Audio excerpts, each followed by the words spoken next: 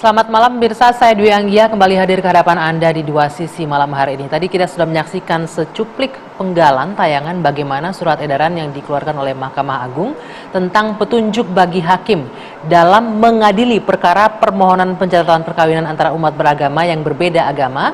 Dan ini menjadi pembahasan di ruang publik yang luar biasa. Terdapat pro dan kontra. Pemerintah dianggap terlalu jauh masuk ke ranah privat warga negara di satu sisi. Dan pemerintah juga dianggap ini sebuah kemunduran dalam kebebasan beragama. Benarkah demikian? Lalu apa pertimbangan sampai MA mengeluarkan dan dampaknya seperti apa untuk kedepannya bagi pernikahan berbeda agama dan juga bagi anak-anak hasil pernikahan beda agama? Akan kami bahas lebih lengkap di Dua Sisi. Untuk membahasnya sudah hadir sejumlah narasumber bersama saya di studio. Di sebelah kanan saya ada Mas Yandri Susanto, Wakil Ketua MPR RI. Selamat malam Mas Yandri. Selamat malam, Assalamualaikum warahmatullahi wabarakatuh. Waalaikumsalam warahmatullahi wabarakatuh. Dan di ujung sebelah sana ada Bu Neng Zubaidah, pakar hukum pernikahan. Selamat malam Bu Neng. Selamat malam, Assalamualaikum warahmatullahi wabarakatuh. Waalaikumsalam.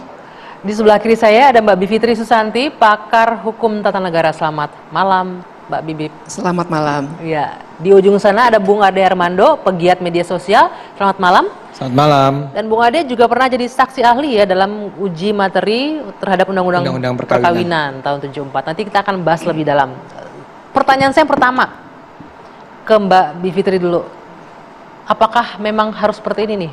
Kalau Anda berpendapat pernikahan beda agama harus diatur dan dilarang kalau kita melihat ya putusan hakim tidak boleh memutuskan pernikahan beda agama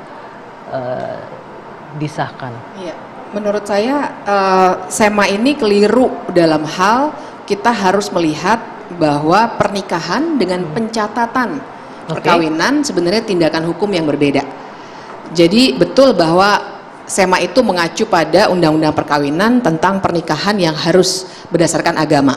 Tapi SEMA itu sebenarnya telah mengesampingkan pasal 35 Undang-Undang tentang Administrasi Kependudukan, Undang-Undang 23 tahunnya 2006. Jadi dengan mengesampingkan itu sesungguhnya SEMA itu sudah menghilangkan hak-hak dari pasangan-pasangan yang ingin menikah secara legal begitu dan kemudian dicatatkan oleh negara. Kita harus ingat bahwa pencatatan perkawinan itu adalah hak warga dan kewajiban pemerintah. Dan saya kira kita harus jernihkan ada dulu. Ada dua hal nih ya, hak warga untuk bisa menikah dan kewajiban pemerintah untuk mencatatkan itu secara legal. Supaya nanti secara keperdataan hak anak dan hak pasangannya itu bisa dilindungi. Jadi negara hadir dalam arti dia bisa memastikan bahwa ada hak keperdataan seperti waris misalnya ya. Dan kalau ada perceraian dan seterusnya itu bisa dilaksanakan. Nah, menurut saya yang keliru dari SEMA ini adalah ia menggunakan paradigma hukum agama Islam terhadap semua di negara ini kan ada 6 agama yang diakui oleh pemerintah. Jadi paradigma ini digunakan untuk semua agama yang ada di Indonesia. Tidak pas menurut Anda? Nah ini yang diskriminatif jadinya. Karena kan kalau misalnya ada seorang yang beragama Buddha ingin menikah dengan seorang yang beragama Konghucu, di mana di kedua agamanya tidak dilarang. Tidak dilarang, betul. Dan bisa ada penundukan diri apabila satu agama membolehkan dan pasangannya kemudian menundukkan diri secara sukarela, mungkin tak perlu mengkonversi agamanya. Maka seharusnya negara tetap berkewajiban mencatatnya. Itu jadi tidak terakomodir dengan SEMA ini. Oke, saya mau ke Mas Yandri nih. Katanya setelah Mas Yandri berkunjung ke MA maka terbitlah surat edaran MA ini. Jadi apa sebenarnya dasarnya Mas Yandri? Kalau menurut Mbak Bibip ini tidak mengakomodir semua agama jadinya, karena ada agama tertentu sebenarnya yang boleh-boleh aja nikah beda agama, jadinya nggak bisa. Ya baik.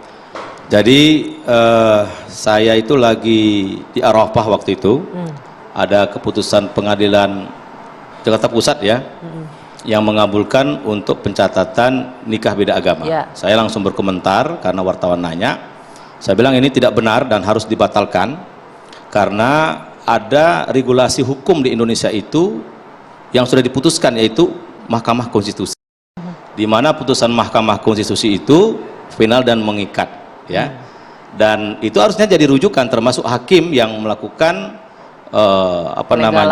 beracara di peradilan. Nah, oleh karena itu terhadap dinamika yang banyak di masyarakat, saya sebagai wakil ketua MPR anggota DPR dari fraksi PAN, Dapil Banten 2, punya kewajiban. Sumpah saya itu kan menyerap aspirasi. Ya. Saya datang tanggal 10 Juli kalau saya tidak salah siang ke Mahkamah Agung dan diterima langsung oleh Yang Mulia Profesor Dr. Muhammad Syarifuddin dan Ketua Kamar Bidang Agama Prof. Amran dan satu lagi Pak Gusti Agung dari Perdata. Saya sampaikan diskusi di situ dan nyambung. Saya sampaikan gimana nih Yang Mulia, nikah beda agama itu kan nggak sah, apalagi sudah ada putusan Mahkamah Agung, Mahkamah Konstitusi, ada juga fatwa MUI, dan saya tanya juga dengan Pak Gilbert, pendeta dari Kristen, kemudian dari Hindu, semua melarang, dan putusan Mahkamah Konstitusi itu menyadur semua pendapat resmi dari agama yang diakui di Indonesia, yaitu Islam, Hindu, Buddha, Kristen, Katolik, dan Konghucu. Jadi kalau ada yang berpendapat ada agama yang membolehkan, saya kira itu keliru. Tidak benar itu. Tadi saya ada baca berita dari salah satu komentator, saya WA ke salah satu pendeta, benar nggak ini bilang Kristen boleh nikah sama Katolik? Nggak benar. Jadi putusan Mahkamah Konstitusi sudah sangat kuat.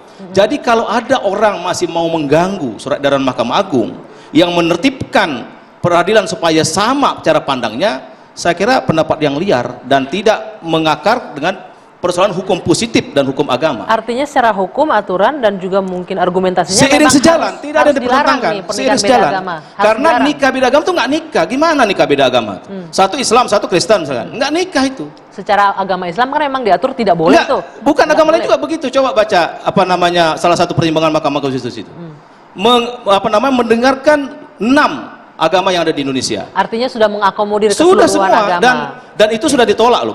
Beberapa kali para penggugat untuk menolak Undang-Undang Perkawinan nomor 1 tahun 74 itu yang sekarang menjadi Undang-Undang nomor 16 2019 itu selalu ditolak oleh MK. Artinya negara nggak ikut campur. Negara nggak ikut campur. Malah Jadi kalau ada yang berpendapat SEMA ini negara ikut campur, itu keliru besar. Bukan negara dengan masuk SEMA ranah ini privat, kita negara nggak- nggak ikut campur gitu loh. Ini hukum urusan agama. Di pasal 2 ayat 1 jelas tuh. Perkawinan sah bila mana menurut hukum agama masing-masing, itu jelas. Dan ini sudah diuji berapa kali di MK.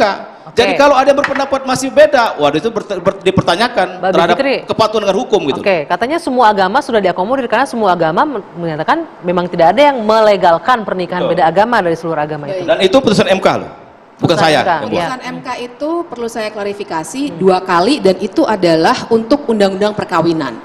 Nah, jadi yang juga harus diperhatikan adalah Undang-Undang Administrasi Kependudukan tentang pencatatan pernikahan. Jadi kalau dibaca tuh struktur Undang-Undang Administrasi Kependudukan itu adalah pencatatan untuk semua peristiwa-peristiwa dalam kehidupan warga negara, mulai dari kelahiran sampai kematian. Ya.